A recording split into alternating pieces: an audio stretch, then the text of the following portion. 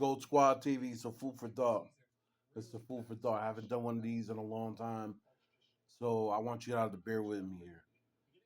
So this person will not be named, but this is worth a discussion because I feel like for people who are optimists and positive people, these are the type of people you need to stay away from. See, I work with a coworker who's 58 years old, ex-military, very opinionated, ex-CO guy, right?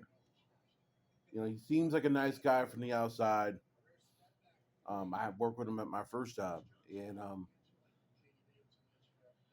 he's pretty much the very definition of a blood sucking pessimist. It's very pessimistic.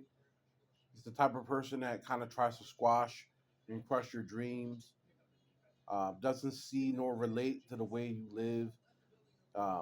Doesn't seem to relate to others in general, unless they're similar to him.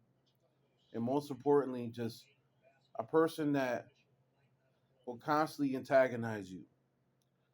Um, I want to make this perfectly clear. If you're an optimist like me, I want you to take heed and take notice. Those are people, what we call haters. I hate using that word. Such a simplified word. But a person who laughs at the downsides of your life, a person who tries to overly simplify and not really understand your circumstances and situations and tends to judge you from afar, it's not your friend. We may be coworkers, but we're not friends. And I want people to understand the difference between that. This is a person I would never hang out with outside of work. Um, Ultimately, at the end of the day, a lot of people just see one side of them. They don't see the other side of them. I worked with this man for 40 weeks a year. It's hard for me to express to you how annoyed I am half the time. I have to do the fake laughing, really to kind of avoid confrontation. Not because I'm looking for confrontation, nor does it mean that I'm a bitch. It just means that I'm trying to be professional. Um, but at some point, when does it get to the point where it's too nauseating? Every morning is always like the word I can't or the word I can't do, the word no, or like all these things, these pessimistic things. Listen, if a person tries to shit on your dreams, tries to shit on your lifestyle, and tries to trash you because they don't relate nor see eye to eye to you, or don't understand why certain things happen to you, that person ain't your people's. Just make that known.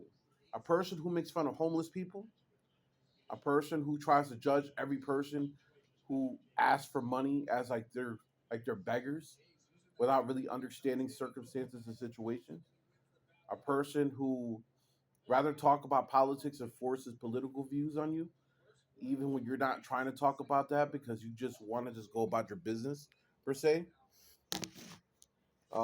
Someone who feels the need to have to constantly bitch about problems that he won't fix himself. Um, that ain't your people's. I'm sure everybody has one person in their circle, whether it be a friend or whether it be somebody who's an associate that's like this. Do yourself a favor, food for thought. Do not let these people get you to internalize their hatred. These people are very hateful people. This man got his whole life set. He got maybe 2.5 years left of working before he retires. Best believe he won't shut the hell up about retiring. You know what I mean? This man is a miserable human. He's a dull human and a very miserable human. These people you need to stay away from. People like that don't have your best interest. You're young. You're young and up and coming. It's okay to take constructive criticism of certain things, but when somebody constantly criticizes you, it kind of puts you down and refuses to understand your side of things, that in person ain't your people. So just beware of that. Gold Squad TV, food for thought. Let me know what you guys think.